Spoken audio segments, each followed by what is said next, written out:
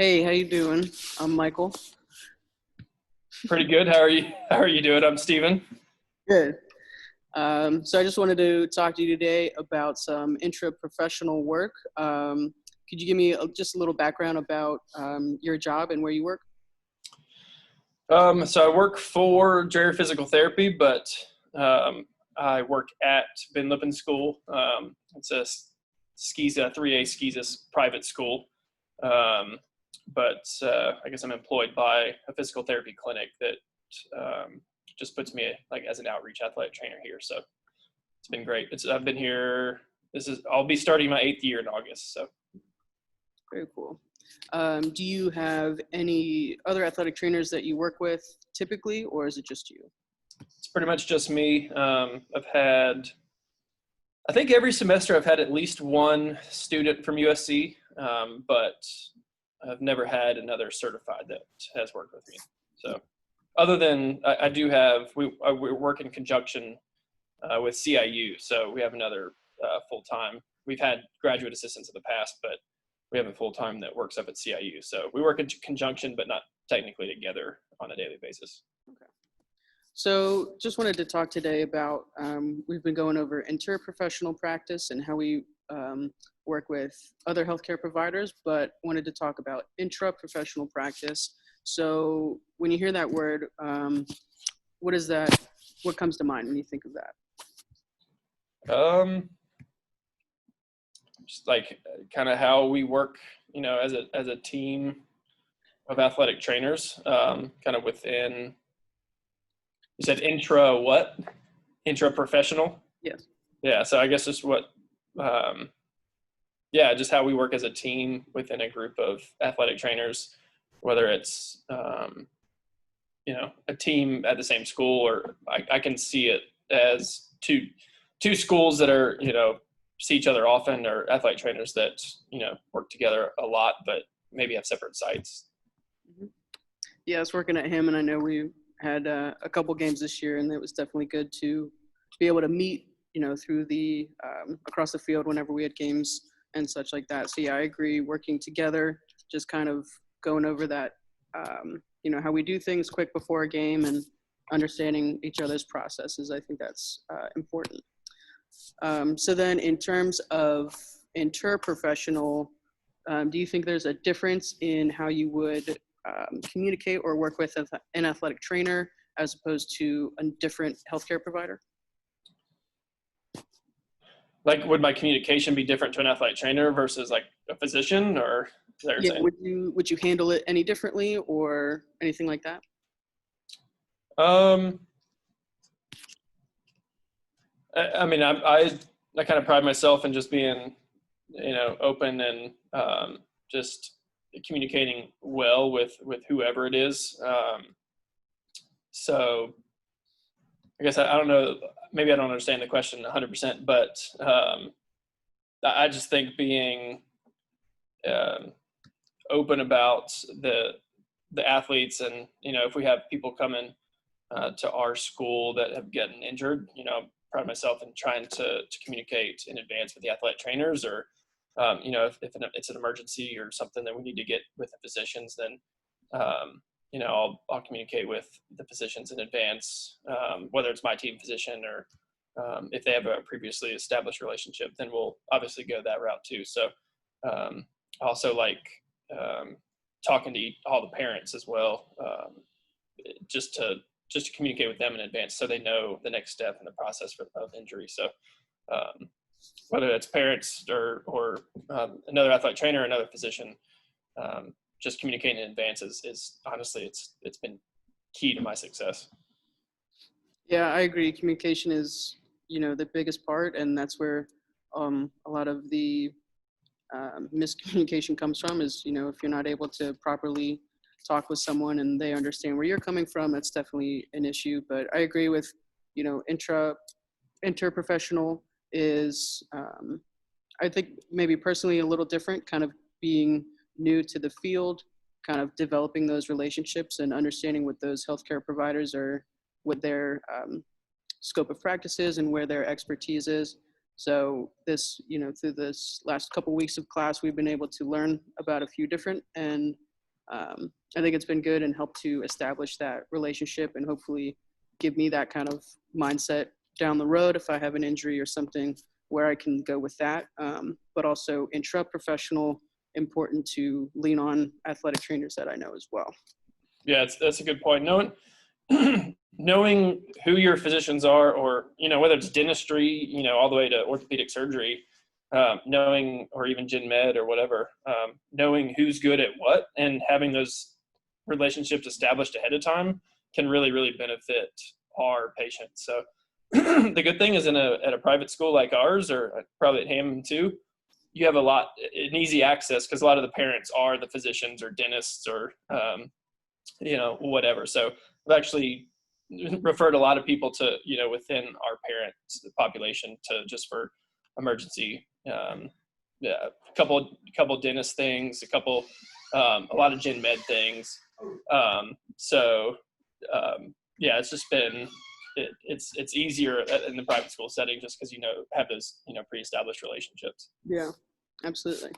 So we read an article this week about intraprofessional practice with athletic trainers, and the one point that came out of it was maybe one athletic trainer has a specialty in neuro, or maybe in musculoskeletal, something that they're a little better at than maybe everything else.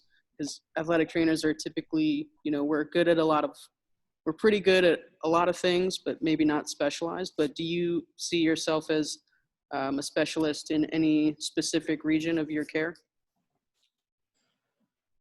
Specialist might be a strong word because you're right. Like it's been always described as, jack of all trades. But and if we're talking about evaluation or rehab, I like the knee for some reason. Maybe it's because I've had a lot of knee issues early on in my career. I think we had like 6 or 8 ACLs, every single year, at the school I was at. So I jumped in real quick by myself, in terms of rehabbing and trusting the docs. Dr. Guy has almost been always my team physician, even if I was kind of been my go-to, and he's big with the knees, obviously. So I've learned a lot from him. But something that you may not, when you asked the question, I thought like something I do specialize, and a lot of other people think that, maybe I'm good at in terms of it's the communication. So I think a lot of the care that an athletic trainer can give comes from the relationships built with the athletes and relationships built with the parents. So even if you're not the best, back, rehabber or, back evaluator or C-spine evaluator, if you have those relationships with the physicians, if you have the relationships with the PTs, which I've learned a lot in the last several years working for a PT group, they're super valuable in our, the total care to the athletes. So I think if I specialize in anything, it's that communication and just relationship building amongst everybody. So whether, you call that professional or just the relationships you have with all the parents and athletes. So I think that's where I excel to be a good athletic trainer. I think you have to do that. And then sometimes the science can come later, but if you're good at the art, I think you can be trusted, and then you can learn some of that science later. Yeah, I agree. I think communication is definitely not, something that you're going to learn in an athletic training class, but definitely a pivotal part of the profession. I think for me, a specialty, if you'd call it that, I think, evaluation too, over the last year, I think I've got a lot better. I know through undergrad, so I think specialty would be, definitely a knee evaluation. Like you said, I think I got a lot better. We had a lot of those this year, foot as well. But I think another thing that I learned in undergrad that I brought with me was manual. I learned how to do reflexology from the women's soccer athletic trainer up at Penn State, and the football guys this year loved it. They always wanted it before the game, and wasn't really sure, if it really helped them or not, but they loved it, and they didn't seem to cramp a lot this year. So I think they really enjoyed that, and so yeah, it's been good to do that, and I was able to show Sonia and our students how to do that too. So I think that was some good interprofessional work that we were able to do there. Yeah, that's cool. I don't even know if I know what that is. So Yeah. I don't know if that's like specialized technique, but yeah, it's a good point. Like if it's kind of cool. Now I'm 10 years out now, so it's kind of cool just to see some of the things that have changed. So that's a little bit of, intra-professional there is just learning from the graduate assistants. I don't necessarily have one, but we have some at CIU that we learn from sometimes. And I learn a lot from the undergrads too, because, things change over time and they keep you on your toes. And so it's a good point that you could bring that perspective and that knowledge from somewhere else and spread it out. Yeah. So kind of going off of that, do you have an athletic trainer from your undergraduate or graduate or sometime in your career that you, maybe look up to or maybe was able to kind of leave a lasting impact on you? I don't know if there's one person. I think I get like, I like seeing the pros and the cons, or the goods and the bad with each of the people I work with. So I feel like they've all left, a little mark on me. I don't know if there's one person like I emulate or whatever. There's some things I see from people I'm like, I definitely don't want to do that in my career, in terms of communication and being overly bearing and stuff like that. But then there's a lot of, you kind of pick up on how to interact differently with different athletes. And but I would say probably my number one person, her name's Sally. She might have actually just retired this year. I may have saw on Facebook, but when I worked, I was a little disappointed to work tennis up at North Carolina in undergrad. And it ended up being one of my favorite rotations just because I got to do a lot.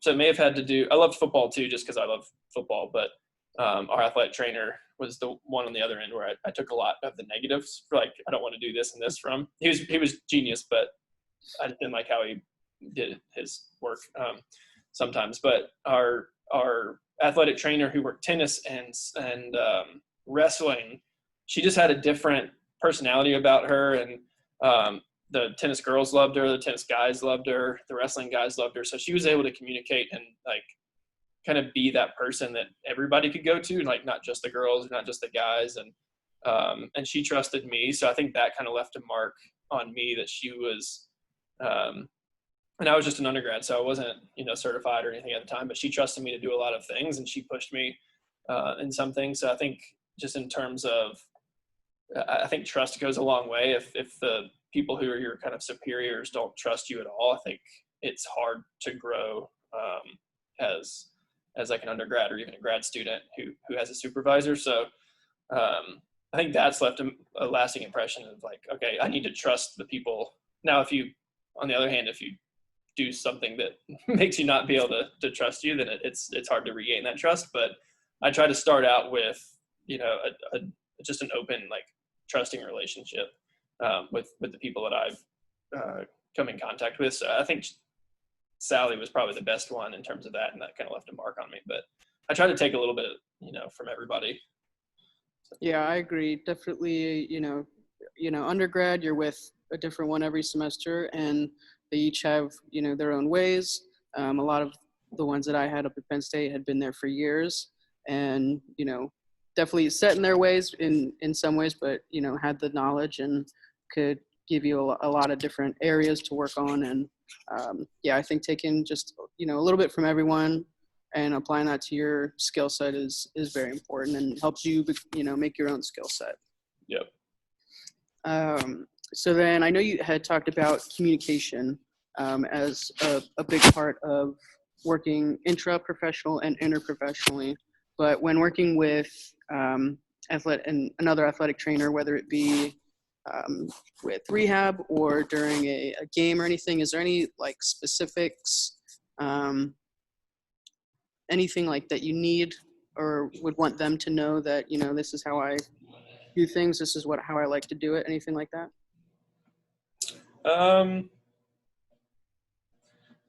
mean, I've actually, because I've never worked with another certified athletic trainer, I've never or at least on like on a daily basis. I don't know if I can answer it from that standpoint, but like from another, um, like an opposing athletic trainer, I guess the biggest thing I want to know is if one of my kids gets injured, I want to know who the person is. Like sometimes it is hard to be like, it's number 37 or, something like that. But I really like when the other athletic trainer says, hey, John, or, whatever was injured and this is what happened. And this is what I'm thinking it is. But I just wanted to let you follow up with them. And even if they can get the parents, contact, I have pretty much everybody's contact information here, but it's good if the other person can kind of do that legwork, because that, I know from experience that my parents will come back and be like, hey, and they actually say Sonia does this really well. Sonia really went above and beyond, and and took me through what happened and communicated well with me. And there's some athletic trainers that just don't do that at all. So it's really nice when an athletic trainer can. And I do the same thing for other folks, because I know that the parents that when their kid gets hurt, that's like the worst thing in their life, at least at the moment. So even if it's not a bad injury, they think like, wow, this is like the worst thing. So if someone's taking care of them and they've never met them before, then it really gives them a lot of confidence. So that's what I appreciate when we're communicating, like, on the sidelines or whatever. So. Yeah, I agree. And definitely, being in Skiza this past year and, being able to meet and form those relationships with the other athletic trainers, it is, even me just for 1 year, but I know Sonia, has been and you there for a while, and just developing those relationships and being able to be comfortable helping those athletes, and, not hesitating. And I know Sonia doesn't do that. I'm sure you don't either. You're willing to help, and you're, ready to just say, hey, this is what happened. This is what I think. This is what I saw. Just let me know, and, offer that help. And I think that's very important, and a really good thing to develop between athletic trainers wherever you work. So, yeah.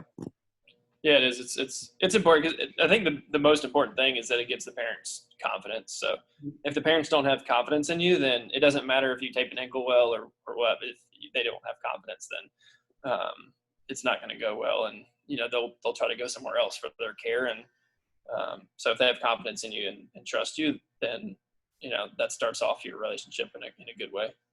Yeah. Well, that is all I had for you. But thank you very much. This was a great talk. And I know we've worked together before, but, it's always been great to help out at Ben Lippen. And always great, working with you, communication, like you said, you definitely are very good at that. So thank you again for your time, and hope to work with you again soon. Yeah, appreciate it. And sounds good. You're welcome. And you've been good. So appreciate it. Good talking to you. Thank you. Bye. All right. Bye-bye.